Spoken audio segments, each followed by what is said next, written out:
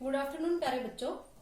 आज हम लोग आपके 10th क्लास का control and coordination in humans में नेक्स्ट पॉइंट पढ़ने वाले हैं, दैट इज नर्वस सिस्टम। क्या पढ़ने वाले हैं? Nervous system. इससे लास्ट वीडियो लेक्चर में हमने बात की थी न्यूरॉन्स के बारे में, स्ट्रक्चर ऑफ न्यूरॉन के बारे में हमने बात की थी कि उसके मेनली थ्री पार्ट्स कौन कौन से होते हैं। सेल बॉडी, एक्सोन, डेंड्राइट्स के बारे में हमने बात की थी। उसके बाद हमने न्यूरॉन्स के टाइप के बारे में बात की थी, यूनिपोलर, बाइपोलर, मल्टीपोलर। आज हम लोग बात करते हैं नर्वस सिस्टम के बारे में। हमने नर्व इम्पल्स की भी बात की थी लास्ट वीडियो लेक्चर में कि कैसे नर्व का जो ट्रांसमिशन है, नर्व इम्पल्स का ट्रांसमिशन कैसे होता है। आज हम बात करते हैं नर्वस सिस्टम की, जो कि अपनी बॉडी में, ह्यूमंस की बॉडी में, एनिमल्स की बॉडी में मेनली कंट्रोल एंड कोऑर्डिनेशन का वर्क कौन करता है? Nervous system and the endocrine system. तो आज हम फर्स्ट सिस्टम की बात कर रहे हैं, दैट इज नर्वस सिस्टम के बारे में। तो मेनली नर्वस सिस्टम 2 टाइप्स का होता है। कितने टाइप्स का होता है? मेनली 2 टाइप्स का।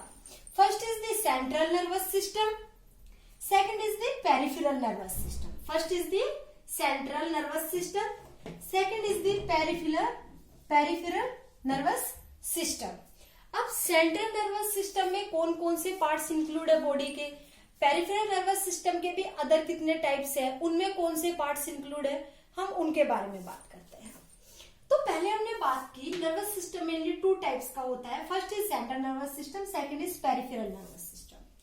तो सेंट्रल नर्वस सिस्टम में अपने बॉडी के कौन से ऑर्गन्स को हम मेनली इंक्लूड करते हैं?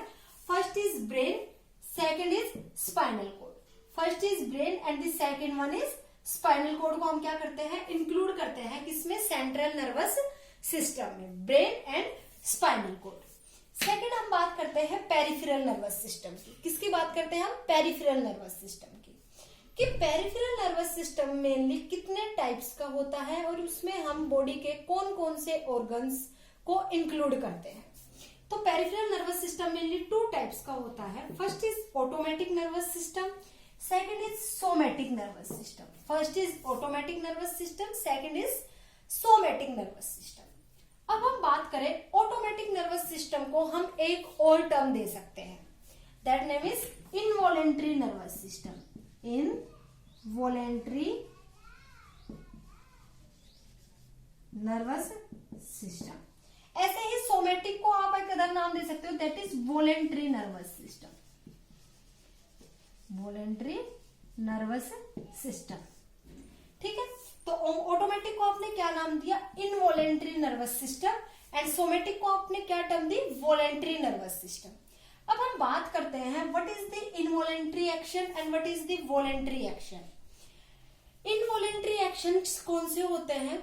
जो हम अपने अकॉर्डिंग, अपनी इच्छा के अकॉर्डिंग, अपनी विल पावर के अकॉर्डिंग हम नहीं करा सकते, वो किसमें आएंगे? इनवॉलेंट्री एक्शन में, इनवॉलेंट्री नर्वस सिस्टम में। इसलिए हमने ऑटोमेटिक नर्वस सिस्टम को क्या बोला? Involuntary nervous system. ऑटोमेटिक मतलब कोई चीज ऑटोमेटिक हो रही है, उसमें आपकी कोई भी इच्छा, कोई भी आपकी जरूरत, कोई भी राय नहीं ली जाएगी, तो वो क्या आएगा? ऑटोमेटिक या फिर इनवॉलेंट्री नर्वस सिस्टम।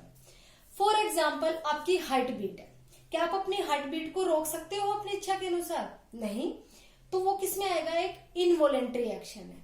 आप ब्रीदिंग ले रहे हो, ठीक है, आप उसको कंट्रोल नहीं कर सकते, वो किसमें आएगा? एक इनवॉलेंट्री एक्शन में। आपने खाना खाया, आपका खाना फेरिंग से होते हुए, इसोफेगस से होते हुए आपके स्टमक में जा रहा है, आप क्या बीच में अपनी विल पावर के हिसाब से आप उसको रोक सकते हो, स्टॉप कर सकते हो? No, that is the involuntary action. आपके स्टमक में फूड पहुंचा, वहां पे बहुत सारे गैस्ट्रिक जूसेस सीक्रेट होते हैं, गैस्ट्रिक ग्लैंड्स के थ्रू बहुत सारे गैस्ट्रिक जूसेस सीक्रेट होते हैं, जो उस फूड को किसमें हेल्प करते हैं? उस फूड के डाइजेशन में हेल्प करते हैं। आप उनके सीक्रेशन को कंट्रोल कर सकते हो अपने विल पावर के हिसाब से? नहीं कर सकते। That is the involuntary action, जो ऑटोमेटिक अपने आप होता है, जिसमें आपकी इच्छा, आपकी राय या आपके विल पावर की कोई भी जरूरत नहीं होती। वो क्या होता है? ऑटोमेटिक नर्वस सिस्टम या फिर सॉरी, इनवॉलेंट्री नर्वस सिस्टम। अब ऑटोमेटिक नर्वस सिस्टम भी मेनली 2 टाइप्स का होता है। First is sympathetic nervous system, second is parasympathetic nervous system. हम ब्रॉड में एक एक नर्वस सिस्टम के बारे में अलग से सेपरेटली पढ़ेंगे। तो first is the sympathetic nervous system, second is the parasympathetic nervous system. अब मैंने बात की कि automatic nervous system mainly involuntary action show करता है जो अपनी विल के अकॉर्डिंग काम ना करे। तो sympathetic nervous system and parasympathetic nervous system में हमने इंक्लूड किया smooth muscles, cardiac muscles and exocrine glands. ये वो बॉडी के पार्ट्स है, वो बॉडी के ऑर्गन्स हैं जो mainly automatic nervous system automatically या इनवॉलेंट्री एक्शन शो करते हैं। कौन से एक्शन शो करते हैं? इनवॉलेंट्री एक्शन शो करते हैं। बात करें कार्डियक मसल्स की, जैसे मैंने एग्जांपल दिया, कार्डियक मसल्स मेनली किसमें पाई जाती है? Only in heart. तो मैंने हार्ट का आपको एग्जांपल दिया, हार्ट बीट का, ठीक है। और उसमें अगर आप बात करो कि जैसे पल्मोनरी वेन के थ्रू ब्लड आया, पल्मोनरी आर्टरी के थ्रू गया, वो सब भी आप उनको कंट्रोल नहीं कर सकते अपने विल के अकॉर्डिंग, तो वो किसमें आ गया? ऑटोमेटिक नर्वस सिस्टम में। एक्सोक्राइन ग्लैंड्स, जैसे कि मैंने आपको बताया, जो ग्लैंड्स एंजाइम सीक्रेट करती है अपनी बॉडी में, वो सारी क्या होती है? एक्सोक्राइन ग्लैंड्स होती है, ठीक है। तो जैसे कि पैनक्रियाज है, या फिर उसके अलावा अदर सेल्स अपनी बॉडी में जैसे पाई, जैसे अपनी स्लाइवरी अमाइलेज स्लाइवा के थ्रू सीक्रेट होता है, स्लाइवरी ग्लैंड के थ्रू होता है, ठीक है। तो वो सारी क्या हो गई? एक्सोक्राइन ग्लैंड्स हो गई, जो अपनी बॉडी में एंजाइम्स को सीक्रेट करती है, रिलीज करती है फूड को डाइजेस्ट करने के लिए या फिर अदर पर्पसेस के लिए। तो वो किस में आ गए? ऑटोमेटिक नर्वस सिस्टम या इनवॉलेंट्री नर्वस सिस्टम में, क्योंकि smooth muscles, cardiac muscles and exocrine glands कौन से एक्शन शो करती है? Involuntary actions. इसलिए हमने इसको किसके अंडर रख दिया? इनवॉलेंट्री नर्वस सिस्टम, जिसके दो डिविजन्स थे, sympathetic nervous system and parasympathetic nervous system. अब हम बात करते हैं पेरिफेरल नर्वस सिस्टम के सेकंड टाइप की। पेरिफेरल नर्वस सिस्टम का सेकंड टाइप है सोमैटिक नर्वस सिस्टम। क्या है? सोमैटिक नर्वस सिस्टम, जिसको हम वॉलेंट्री नर्वस सिस्टम भी बोलते हैं। अब हम बात करते हैं what is the meaning of voluntary. Voluntary का मीनिंग होता है आप कोई भी काम, कोई भी वर्क अपनी विल पावर के अकॉर्डिंग कर सको, उसको हम क्या बोलते हैं? Voluntary action. आपने सोचा कि आप हाथ को ऐसे करें, आप ऐसे करोगे। आपने खाना खाना चाहा, आप खाना खाओगे। आपने लिखना चाहा, आप लिखोगे। वो अपने विल पावर के अकॉर्डिंग जो काम करे वो किस में आएंगे? वॉलेंट्री एक्शंस में। वॉलेंट्री नर्वस सिस्टम उसको क्या करेगा? कंट्रोल करेगा उन वॉलेंट्री एक्शंस को, जिसको हम सेकंड टर्म क्या देते हैं? Somatic nervous system. क्या बोलते हैं हम? Somatic nervous system. ये मेनली किसको अफेक्ट करते हैं? स्केलेटल मसल्स को। जैसे हम अपने हाथ हिलाते हैं, अपने पैर हिलाते हैं, हम कुछ भी लिखते हैं, कुछ भी बोलते हैं अपने अकॉर्डिंग, ठीक है। या फिर खाना खाते हो आप, तो आपका हाथ होता है, वो सारी किसका काम होता है? अपनी स्केलेटल मसल्स का। तो वॉलेंट्री नर्वस सिस्टम मेनली किनको कंट्रोल करता है? स्केलेटल मसल्स को। और वॉलेंट्री नर्वस सिस्टम भी हम इसको बोलते हैं किसको? सोमैटिक नर्वस सिस्टम को। तो इतना बच्चों समझ में आया आपको? ठीक है। अब उसके आगे एक टर्म आती है दैट इज रिफ्लेक्स एक्शन। क्या आती है? Reflex action. तो हम बात करते हैं व्हाट इज रिफ्लेक्स एक्शन, कि रिफ्लेक्स एक्शन क्या होता है। तो बच्चों, नर्वस सिस्टम और रिफ्लेक्स एक्शन पढ़ने से पहले हम एक बात करते हैं न्यूरॉन्स के बारे में, कि न्यूरॉन्स और अदर 3 टाइप्स की होती है on the basis of transmission of nerve impulse. कि नर्व इंपल्स की डायरेक्शन क्या होगी ट्रांसमिशन की, वो किस डायरेक्शन में कब ट्रांसमिट होगा, किस डायरेक्शन में कब पास होगा, ठीक है। हम उसकी बात करते हैं। तो neurons basically on the basis of the direction of the nerve impulse कितने टाइप्स का होता है? 3 टाइप्स की। कितने टाइप्स की होती है? मेनली 3 टाइप्स की न्यूरॉन्स होती है। First is the sensory neurons, second is the motor neurons and third is the relay neurons. Third is the relay neurons.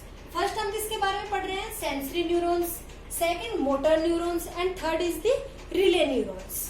अब हम बात करते हैं सेंसरी न्यूरॉन्स, मोटर न्यूरॉन्स और रिले न्यूरॉन्स के बारे में, कि नर्व इंपल्स को कहां से कहां ट्रांसमिट करती है, उनके बारे में। तो सबसे पहले हम बात करते हैं सेंसरी न्यूरॉन्स।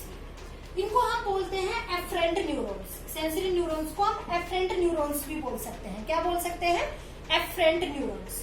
ऐसे ही मोटर न्यूरॉन्स को आप इफरेंट न्यूरॉन्स भी बोल सकते हो। क्या टर्म दे सकते हो? Efferent neurons. And third one is the relay neurons, जिसको आप इंटर न्यूरॉन्स भी बोल सकते हो। क्या टर्म दे सकते हो? इंटर न्यूरॉन्स भी बोल सकते हो। अब हम बात करते हैं सबसे पहले सेंसरी न्यूरॉन्स की, कि सेंसरी न्यूरॉन्स कहां से कहां तक नर्व इम्पल्स को ट्रांसमिट करती है। तो सेंसरी न्यूरॉन्स कहां से कहां तक नर्व इम्पल्स को ट्रांसमिट करती है? They carry nerve impulse from effector organ to central nervous system. Effector organ क्या है?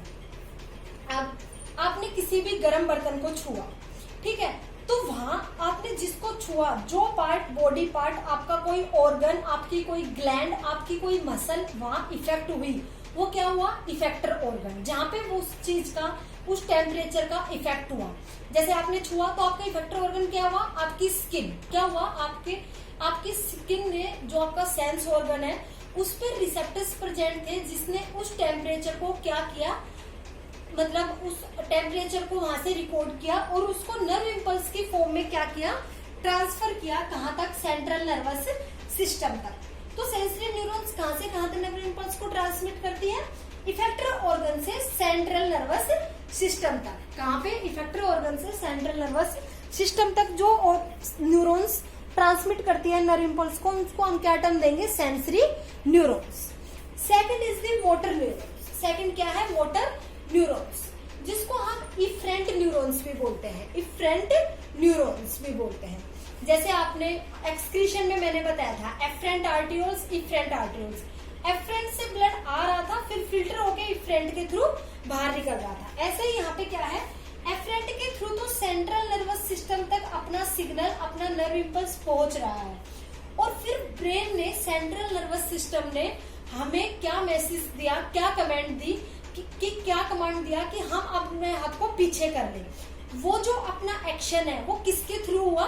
मोटर न्यूरॉन्स के थ्रू। किसके थ्रू हुआ? मोटर न्यूरॉन्स के थ्रू, जिनको हम इफरेंट न्यूरॉन्स भी बोलते हैं।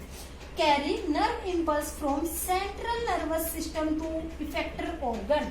सेंट्रल नर्वस सिस्टम से इफेक्टर ऑर्गन में अपनी स्किन में जो रिस्पॉन्स आया, जो नर्व इम्पल्स आया, उसके अकॉर्डिंग जो हमने एक्शन लिया, वो किसके थ्रू हुआ? मोटर न्यूरॉन्स के थ्रू। किसके थ्रू हुआ? वो मोटर न्यूरॉन्स के थ्रू।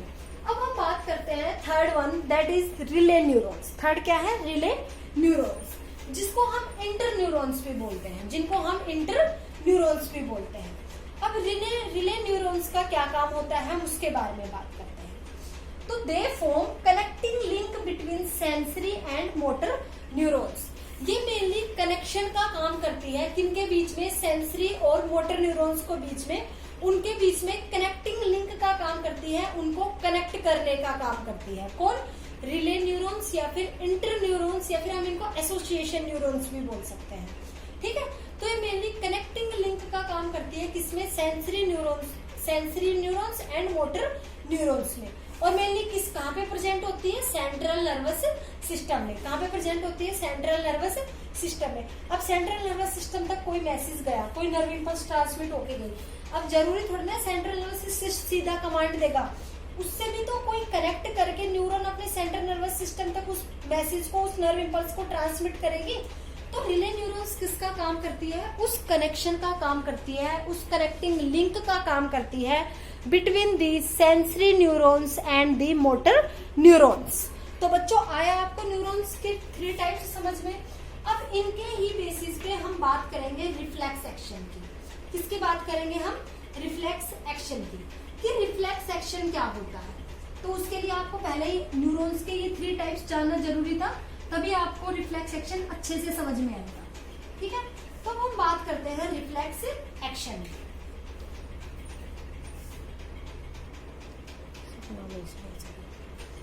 तो हम बात करते हैं रिफ्लेक्स एक्शन की, कि रिफ्लेक्स एक्शन मेनली क्या होता है। तो उसके बारे में हमने बात की नर्व्स के टाइप्स की, न्यूरॉन्स के टाइप्स की, जो बेसिकली 3 टाइप्स की होती है। First is the sensory neurons, second is the motor neurons and third is the relay neurons. तो हमने बात की थी कि उसमें नर्व इम्पल्स की डायरेक्शन क्या होती है, कि नर्व इम्पल्स किस डायरेक्शन में मूव करता है। तो सेंसरी नर्व्स में हमने पढ़ा कि नर्व इम्पल्स इफेक्टर ऑर्गन से सेंट्रल नर्वस सिस्टम की तरफ मूव कर रही है। मोटर न्यूरॉन्स में हमने पढ़ा सेंट्रल नर्वस सिस्टम से इफेक्टर ऑर्गन की तरफ मूव कर रही है। और रिले न्यूरॉन्स में हमने पढ़ा था कि ये मेनली कनेक्टिंग लिंक का काम करती है, दोनों न्यूरॉन्स को, मेनली सेंसरी न्यूरॉन्स को और मोटर न्यूरॉन्स को कनेक्ट करने का काम करती है। वो कौन करती है? रिले न्यूरॉन्स या फिर इंटर न्यूरॉन्स। तो सिर्फ नेक्स्ट टर्म हम पढ़ते हैं दैट इज रिफ्लेक्स एक्शन, कि रिफ्लेक्स एक्शन क्या होता है। तो जो रिफ्लेक्स एक्शन टर्म है वो सबसे पहले किसने डिस्कवर की थी? मार्शल हॉल ने। किसने डिस्कवर की थी? मार्शल हॉल ने इन 1833। किसमें? इन 1833 में मार्शल हॉल ने क्या की थी? रिफ्लेक्स एक्शन जो टर्म है वो डिस्कवर की थी। अब हम बात करते हैं इसके मीनिंग की, कि रिफ्लेक्स एक्शन का मीनिंग क्या होता है। तो it is a nerve mediated, neurons के थ्रू हो रहा है, नर्व सेल्स के थ्रू हो रहा है, तो क्या होगा? It is nerve mediated, nerves के थ्रू हो रहा है, नर्व मीडिएटेड, ऑटोमेटिक, जो खुद से हो। क्या हो? ऑटोमेटिक, जो खुद से हो, जिसमें हमें हमारे विल पावर की कोई भी जरूरत ना हो। Involuntary, involuntary action and voluntary action मैंने अभी आपको बताया। इनवॉलेंट्री एक्शंस जो अपनी इच्छा के अनुसार, अपने विल पावर के अकॉर्डिंग ना हो। फॉर एग्जाम्पल अपनी हार्ट बीट, आप रोक सकते हो हार्ट बीट को? नहीं, वो क्या हुआ? अपना एक इनवॉलेंट्री एक्शन हुआ। अब आपको कोई भी बर्तन गर्म लगा, आप उस हाथ को पीछे नहीं लेके आ रहे उस टाइम पे, वो एक ऑटोमेटिक एक्शन है जो आपका ब्रेन आपको नर्व इंपल्स के फॉर्म में सिग्नल प्रोवाइड कर रहा है मोटर न्यूरॉन्स के थ्रू, और आप उसके थ्रू क्या कर रहे हो? अपने हैंड को पीछे लेके आ रहे हो। वो क्या हुआ? एक इनवॉलेंट्री एक्शन हुआ जो खुद हो रहा है, जो ऑटोमेटिक हो रहा है। And spontaneous response to a stimulus. Stimulus क्या होता है? कोई भी चेंज, इन्वायरमेंट में कोई भी चेंज होना, वो चेंज टेम्परेचर में भी हो सकता है, पीएच में भी हो सकता है, वेदर में, या फिर किसी में भी कोई भी चेंज होना अपने इन्वायरमेंट के अकॉर्डिंग, और अपने सेंस ऑर्गन्स उसको उस चेंज को क्या कर सके? उसके अकॉर्डिंग रिस्पॉन्स कर सके। तो हम बात कर रहे हैं स्टिमुलस की। तो व्हाट इज स्टिमुलस? अपने इन्वायरमेंट में कोई भी चेंज होना और अपनी बॉडी के सेंस ऑर्गन्स पे जो प्रेजेंट रिसेप्टर है वो उसको क्या करे? रिकॉर्ड करे, और उसके अकॉर्डिंग क्या करे? रिस्पॉन्स कराए। वो क्या होता है? स्टिमुलस। फॉर एग्जाम्पल, जैसे मैंने आपको एग्जाम्पल दिया था समर्स का एंड विंटर्स का। जैसे ही विंटर्स आती है आप स्वेटर डालना स्टार्ट कर देते हो। वो क्यों होता है? क्योंकि अपनी स्किन के ऊपर, अपने सेंस ऑर्गन जो है अपना स्किन, उसके ऊपर कुछ रिसेप्टर्स प्रेजेंट होते हैं जो बाहर इन्वायरमेंट में हुए चेंज को क्या करते हैं? रिकॉर्ड करते हैं, और उसके अकॉर्डिंग हमें रिस्पॉन्स कराते हैं। क्या कराते हैं? उसके अकॉर्डिंग हमें रिस्पॉन्स कराते हैं, रिएक्ट कराते हैं। वो टर्म क्या हुई? स्टिमुलस। अब it is a nerve mediated. For example, आपने किसी गर्म बर्तन को छुआ, ठीक है, और आपका हाथ ऑटोमेटिक पीछे आ गया। ऐसा तो नहीं है कि आप बस सोचते हो उसको पकड़ के कि हाँ ये गर्म है, मैं इसको पीछे करूं। नो, वो आपकी विल पावर के अकॉर्डिंग नहीं हो रहा, वो ऑटोमेटिक हो रहा है। ठीक है, वो एक इनवॉलेंट्री एक्शन है, वो वॉलेंट्री एक्शन नहीं है, वो आपकी विल पावर के अकॉर्डिंग नहीं परफॉर्म हो रहा। आपकी स्किन के ऊपर रिसेप्टर्स प्रेजेंट है, मैंने आपको बताया था स्किन के ऊपर कौन से रिसेप्टर्स प्रेजेंट होते हैं? Thermo receptors. कौन से रिसेप्टर्स होते हैं? थर्मो रिसेप्टर्स, जो कि टेम्परेचर में हुए किसी भी चेंज को, कोल्ड है, हॉट है, किसी भी चेंज को क्या करते हैं?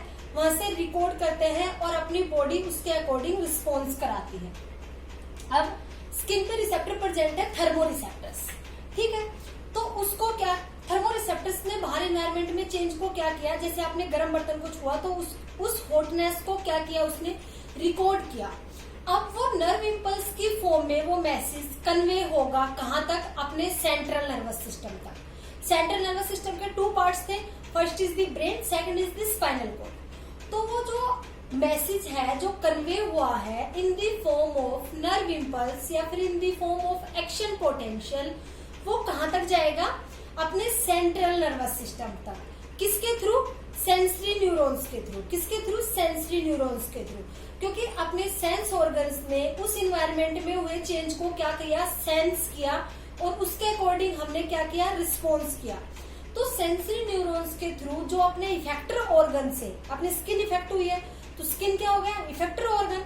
तो अपने इफेक्टर ऑर्गन से सेंट्रल नर्वस सिस्टम की तरफ जो नर्व इंपल्स, जो मैसेज कन्वे होगा, वो किसके थ्रू हुआ? सेंसरी न्यूरॉन्स के थ्रू। अब अपने सेंट्रल नर्वस सिस्टम ने मैसेज कन्वे किया इन the form of nerve impulse through motor neurons. किसके थ्रू देगा? वो जो मैसेज देगा, जो सिग्नल प्रोवाइड करेगा, जो नर्व इम्पल्स प्रोवाइड करेगा, वो किसके थ्रू देगा? मोटर न्यूरॉन्स के थ्रू। क्योंकि सेंट्रल नर्वस सिस्टम से इफेक्टर ऑर्गन की तरफ जो सिग्नल आता है, जो नर्व इम्पल्स ट्रांसमिट होती है, वो किसके थ्रू होती है? मोटर न्यूरॉन्स के थ्रू। अब मोटर न्यूरॉन्स के थ्रू सेंट्रल नर्वस सिस्टम से नर्व इम्पल्स ट्रांसमिट होके कहाँ आएंगे? अपने इफेक्टर ऑर्गन के पास। इफेक्टर ऑर्गन कौन सी हुई? अपनी स्किन। कि अब उस हाथ को क्या करो? पीछे करो। तो वो क्या हुआ? एक इनवॉलेंट्री एक्शन हुआ, वॉलेंट्री एक्शन नहीं हुआ। वॉलेंट्री तो तब होता कि गर्म है और फिर भी आपकी इच्छा है, आप उसको पकड़ना चाहते हो और आप उसको पकड़ के खड़े हो, that is the voluntary action. लेकिन आपने छुआ और आपने तुरंत पीछे कर लिया। वो क्या हुआ? अपने न्यूरॉन्स के थ्रू, आपकी सेंसरी न्यूरॉन्स और आपकी मोटर न्यूरॉन्स ने क्या किया? वहां पे एक सिग्नल प्रोवाइड किया सेंट्रल नर्वस सिस्टम से और सेंट्रल नर्वस सिस्टम से आपके इफेक्टर ऑर्गन की तरफ कि अब आप क्या करो? उस हाथ को पीछे करो। तो वो क्या हुआ? एक इनवॉलेंट्री एक्शन हुआ। वो आपकी विल पावर, आपकी इच्छा के अकॉर्डिंग वो रिस्पॉन्स नहीं हुआ। ठीक है। तो रिफ्लेक्स एक्शन भी क्या होता है? सेम यही होता है। फॉर एग्जाम्पल कि आपने किसी भी गर्म बर्तन को छुआ, आपके इफेक्टर ऑर्गन से मैसेज कन्वे हुआ in the form of nerve impulse to the central nervous system through sensory neurons. और सेंट्रल नर्वस सिस्टम ने उस मैसेज को अपने इफेक्टर ऑर्गन तक अपने नर्व इम्पल्स के फॉर्म में क्या किया? ट्रांसमिट किया थ्रू मोटर न्यूरॉन्स। वो क्या हुआ? Reflexive action. वो क्या हुआ? Reflexive action. अब हम एक टर्म पढ़ते हैं, that is reflex arc. Reflex arc क्या होता है, हम उसके बारे में बात करते हैं। अब हम बात करते हैं रिफ्लेक्स आर्क की, कि रिफ्लेक्स आर्क क्या होता है। The total pathway which is you read in reflex action. जो भी आपने रिफ्लेक्स एक्शन में जो भी आपने पाथवे पढ़ा कि कैसे नर्व इम्पल्स का ट्रांसमिशन हुआ आपके सेंट्रल नर्वस सिस्टम से, फिर कैसे सेंट्रल नर्वस सिस्टम ने उस मैसेज को, उस नर्व इम्पल्स को कन्वे किया आपके इफेक्टर ऑर्गन तक।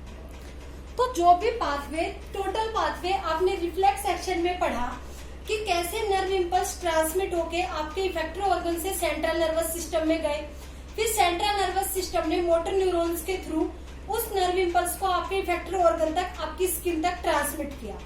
वो टोटल पाथवे क्या कहलाता है? Reflex arc. क्या कहलाता है? Reflex arc. फॉर एग्जाम्पल, जैसे अगर एक पाथवे के टाइप में अगर आप पढ़ो, स्टिमुलस रिसेप्टर, आपकी स्किन पे कोई भी रिसेप्टर्स प्रेजेंट है, जैसे कि अलग अलग स्टिमुलस के लिए अलग अलग रिसेप्टर्स होते हैं।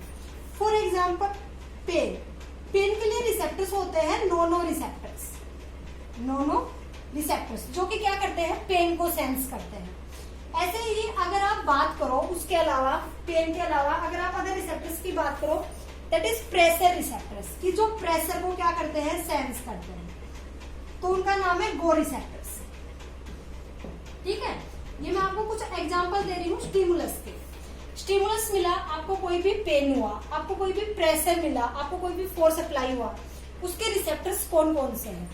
तो पेन का रिसेप्टर है, दैट नेम इज नोनो रिसेप्टर्स, एंड प्रेशर के रिसेप्टर्स है गो रिसेप्टर्स। तो स्टिमुलस रिसेप्टर, जो रिसेप्टर्स थे वो क्या हुए? स्टिमुलस हुए, उनको स्टिमुलस मिला। पेन रिसेप्टर्स, आपको मान लो आपको कोई कांटा चुभ गया, आपको पेन हुआ, तो आपके जो नोनो रिसेप्टर्स है, जो आपके सेंस ऑर्गन आपकी स्किन में मेनली प्रेजेंट है, अलग अलग स्टिमुलस के लिए अलग अलग रिसेप्टर्स होते हैं। स्किन पे जैसे मैंने जो रिसेप्टर बताए थर्मो रिसेप्टर्स, वो मेनली टेम्परेचर को सेंस करते हैं। किसको सेंस करते हैं? टेम्परेचर को सेंस करते हैं। अब पेन के लिए अलग होते हैं, प्रेशर के लिए अलग होते हैं। ठीक है। ऐसे अदर जो आपकी एक्टिविटीज होती है उसके लिए क्या होते हैं? अलग अलग टाइप के रिसेप्टर्स पाए जाते हैं। तो पेन के लिए क्या है? नोनो रिसेप्टर्स, स्टिमुलस रिसेप्टर। आपको कांटा लगा, आपने क्या किया? आपको एकदम से पेन हुआ, तो जैसे ही आपको पेन हुआ तो आपके जो नोनो रिसेप्टर्स थे वो क्या हो गए? आपकी जो स्किन पे, आपके सेंस ऑर्गन पे जो नोनो रिसेप्टर्स थे वो क्या हो गए? एक्टिवेट हो गए। क्या हो गए? एक्टिवेट हो गए। और उसने बाहर के इन्वायरमेंट में, मतलब जो आपको पेन हुआ है उसको सेंस किया और उस मैसेज को नर्व इम्पल्स की फॉर्म में कन्वे किया। कहाँ तक? सेंट्रल नर्वस सिस्टम तक। कहाँ तक? सेंट्रल नर्वस सिस्टम तक, टू बाय सेंसरी न्यूरॉन्स। किसके थ्रू? Sensory neurons. तो स्टिमुलस रिसेप्टर मतलब कोई भी आपने किसी भी स्टिमुलस को आपने सेंस किया और फिर वो सेंट्रल नर्वस सिस्टम तक गया किसके थ्रू, सेंसरी न्यूरॉन्स के थ्रू। किसके थ्रू गया वो, सेंसरी न्यूरॉन्स के थ्रू। अब सेंसरी न्यूरॉन्स के बाद स्पाइनल कॉर्ड में आया, किसमें आया, स्पिनल कॉर्ड में आया। अब ये यहाँ पे क्या कौन वर्क करेंगे, रिले न्यूरॉन्स, क्योंकि रिले न्यूरॉन्स किसका काम कर रही थी, इंटरकनेक्शन का काम कर रही थी, कनेक्टिंग लिंक का काम कर रही थी। सेंसरी न्यूरॉन्स को और मोटर न्यूरॉन्स को दोनों को कनेक्ट करने का काम कर रही थी। तो सेंसरी न्यूरॉन्स को मोटर न्यूरॉन्स से कनेक्ट करेगी कौन, रिले न्यूरॉन्स। अब सेंसरी न्यूरॉन से वो मैसेज कहाँ गया, रिले न्यूरॉन्स मतलब स्पाइनल कॉर्ड। अब वहां से रिले न्यूरॉन्स ने सेंसरी न्यूरॉन्स से किसको कनेक्ट कर दिया, मोटर न्यूरॉन्स से। अब यहाँ से क्या मिल गया, हमें सिग्नल मिल गया, हमें नर्व इम्पल्स क्या हो गया, ट्रांसमिट हो गया यहाँ से मोटर न्यूरॉन्स की तरफ कि अब जो हमें वो पेन हुआ है उस कांटे के थ्रू, अब हम उसको मतलब ऐसे बाहर निकालें, ठीक है। तो वो किसके थ्रू हुआ, मोटर न्यूरॉन्स के थ्रू। और कहाँ तक पहुंचा, इफेक्टर ऑर्गन तक। इफेक्टर ऑर्गन क्या हुई, आपकी स्किन, आपकी मसल्स या फिर आपकी ग्लैंड्स, जो भी वहां आपकी इफेक्ट हुई है। अब अलग अलग चीज के थ्रू अलग अलग चीजें इफेक्ट होती है। पेन के थ्रू क्या इफेक्ट हुई, आपकी मसल्स या फिर आपकी स्किन इफेक्ट होगी, ठीक है। प्रेशर के थ्रू आपका क्या इफेक्ट होगा, ऐसे ही आपकी मसल्स, आपकी स्किन इफेक्ट होगी। तो अलग अलग जो, अब मान लो कोई भी, अब सनलाइट है, धूप है बहुत तेज से, आप एकदम से उसकी तरफ देखते हो और आप नीचे आग कर लेते हो, क्यों, क्योंकि आपकी आईज क्या है, सेंस ऑर्गन है, उसने उस सनलाइट को सेंस किया और उसके अकॉर्डिंग हमें क्या कराया, रिस्पॉन्स कराया, हमने तुरंत अपनी आंखें नीचे कर ली, ठीक है। तो ऐसे ही आईज के ऊपर भी अलग अलग स्टिमुलस के लिए अलग अलग टाइप के रिसेप्टर्स प्रेजेंट होते हैं। आपको अलग अलग वैरायटी के कलर्स देखने को मिलते हैं। ये भी क्या है, एक स्टिमुलस के थ्रू एक रिसेप्टर है जो अपने आईज में प्रेजेंट है, जो उस स्टिमुलस को सेंस करता है, अलग अलग कलर को देखने की क्या रखता है, मेनली अपने अंदर क्षमता रखता है। तो ये आपने बात की रिफ्लेक्स आर्क की, कि रिफ्लेक्स आर्क क्या होता है। तो बच्चों आज हमने बात की नर्वस सिस्टम के टाइप्स की, न्यूरॉन्स के टाइप्स की, उसके बाद हमने बात की रिफ्लेक्स एक्शन की, कि रिफ्लेक्स एक्शन क्या होता है। अब हमने बात की रिफ्लेक्स आर्क की, कि जितना भी पाथवे रिफ्लेक्स एक्शन में हम कवर करते हैं वो सारा किसमें आता है, रिफ्लेक्स आर्क में। किसमें आता है, रिफ्लेक्स आर्क में। तो प्यारे बच्चों आज के लिए इतना ही, इससे आगे का हम अगले वीडियो लेक्चर में पढ़ेंगे। थैंक यू प्यारे बच्चों।